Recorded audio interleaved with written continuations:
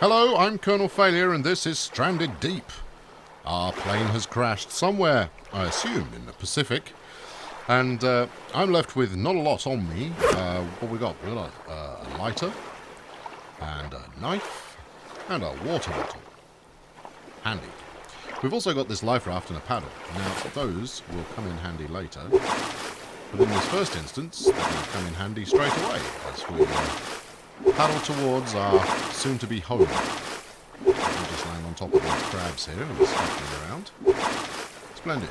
We'll leave the paddle in the raft for convenience later on, and we'll just pull the raft up the bank a little. The crab can come along for a ride. Okay, first things first, I'm going to want to build some tools. And for that, we're going to need sticks, and we're going to need lashings. Now, lashings you can get from yucca plants by hacking away at them with a knife. You're going to need a few lashings to get your rudimentary toolkit together. 4's not a bad place to start. A little bit more would be helpful. Here we go. Now, all these plants will grow back, but you may find yourself short on fundamentals quite quickly early on. So don't worry, they will be coming back. Right, good. I want a couple more sticks, and I want a couple of rocks. What have we picked up so far? We've got 2 sticks, 1 rock, and 6 lashings. 6 lashings isn't bad. What else have we got here? There's another stick. Now, we will be manufacturing our own sticks in due course, but in this first instance, we shall go with whatever is lying around the place.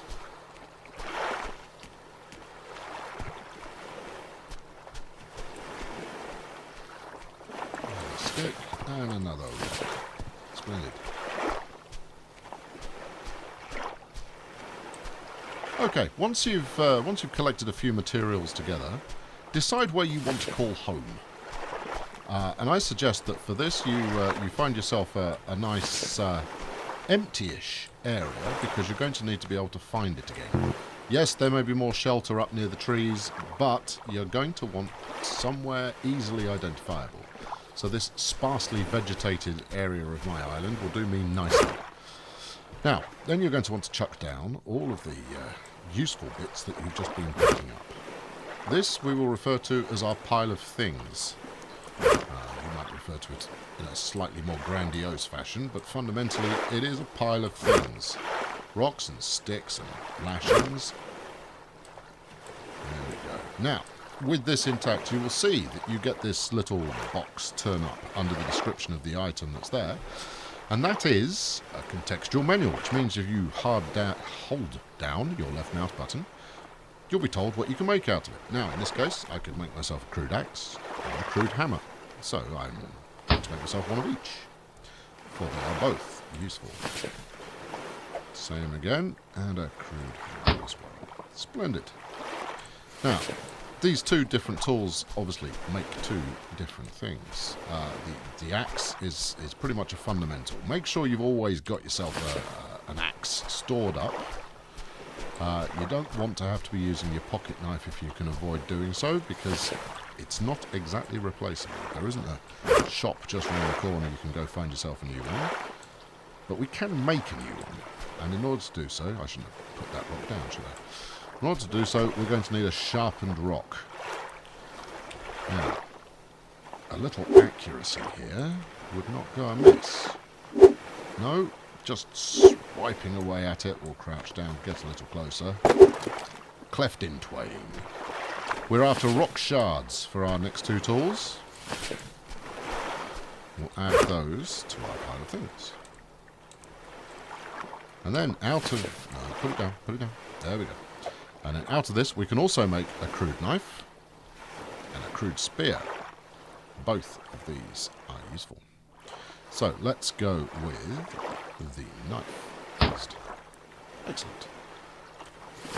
And we'll put that down here as a backup knife. We'll continue using our pocket knife until it is no more. The spear we'll worry about later. Right now, what I want more than anything else is a little bit more wood. So taking our axe, we'll chop down this tree. Now the trees also have a tendency to grow back. Not that you'll be around long enough to appreciate it. They're also nice enough to drop all these coconuts all over the place. Now coconuts do take a little bit of preparation, but once you've done them justice, they will keep you alive. There we go.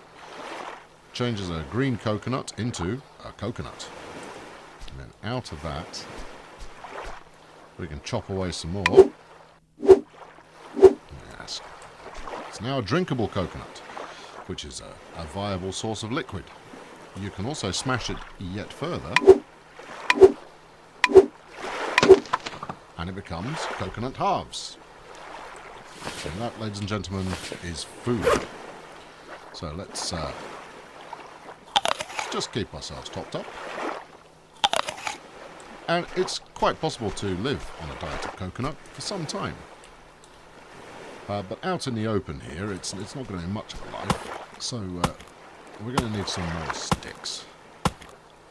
Now each palm tree will contain various numbers of trunks. And the number of trunks it contains is dependent on its length. And this one has 1, 2, 3, 4. Three trunks and a palm bunch on the top. When you chop into a trunk for long enough, it turns into a log. When you chop into the log for long enough, it turns into sticks. Pretty straightforward stuff. And what we're going to do now, we're going to make ourselves the starting of an abode. And this is a slightly lengthy process, but one that's nonetheless useful.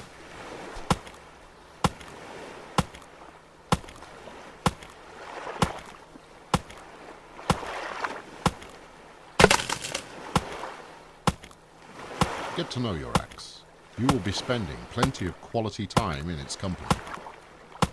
Give your axe a name. I like to call mine Tallulah. Okay, that's a goodly bunch of sticks right there. Let's stick them in the pile of things. Now, of course, you don't have to pick them up completely and stick them in your inventory. You can just right-click and drag them around. But if you're making them a plenty, so there we go. We can now make everything up to and including a campfire. However, we don't want to make a campfire just yet, for reasons that will become apparent. So our axe is already showing some signs of wear and tear. It's always worth having a backup ready to roll, but we're not going to make that now. Right, what we are going to make though is we're going to build a foundation. Now, a foundation is 8 sticks. And out of all foundations come your dwelling, your abode.